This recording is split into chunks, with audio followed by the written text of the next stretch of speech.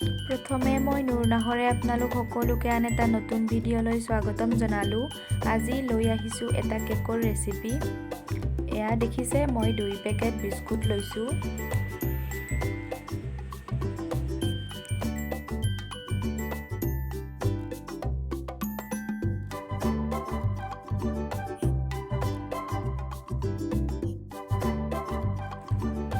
বিস্কুটখিনি এতিয়া মই গুড়ি কৰি লৈছোঁ। এতিয়া দিছোঁ এচামুচ চেনি, এচামুচ বেকিং পাউডাৰ, ভালদৰে মিক্স কৰি লৈছোঁ। এতিয়া অলপকৈ গাখীৰ দিছোঁ।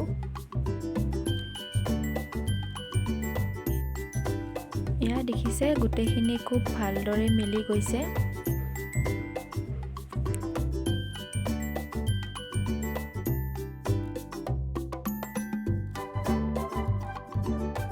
এতিয়া মই 3 বাৰমান ঠেকেচি দিছোঁ যাতে এয়াৰ বাবলছবিলাক বাহিৰলৈ আহে। এইখিনি এতিয়া 30 মিনিটৰ কাৰণে ঢাকি থৈছোঁ। এয়া দেখিছে 30 মিনিট পিছত মোৰ কেকটো সম্পূৰ্ণ হৈ গ'ল।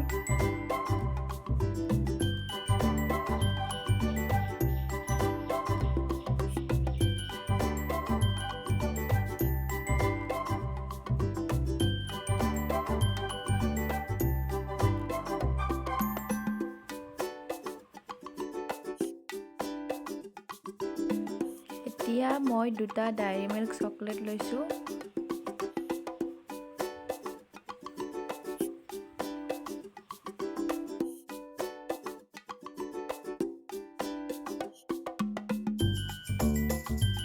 এতিয়া চকলেট লোৱা সাজটো গৰম পানীৰ ওপৰত দিছোঁ আৰু চামুচেৰে লাৰি দিছোঁ যাতে লাগি নধৰে। এতিয়া অলপ গাখীৰ দিছোঁ।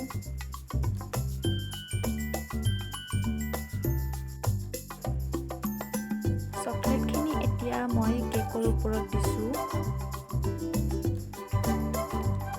এয়া দেখিছে গোটেই কেকটোতে দিয়া হৈ গ'ল। আৰু এইকেইটা মই জেমছ লৈছোঁ।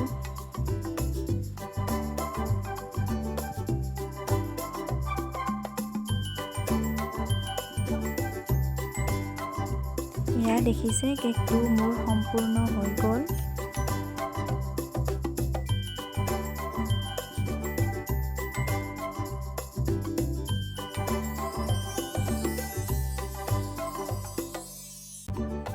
ভিডিঅ'টো চাই যদি ভাল পালে লাইক কমেণ্ট কৰিব আৰু মোৰ চেনেলটোত যদি নতুনকৈ আহিছে তেন্তে ছাবস্ক্ৰাইবটো কৰি দিব, লগতে শ্বেয়াৰ কৰিবলৈ নাপাহৰিব।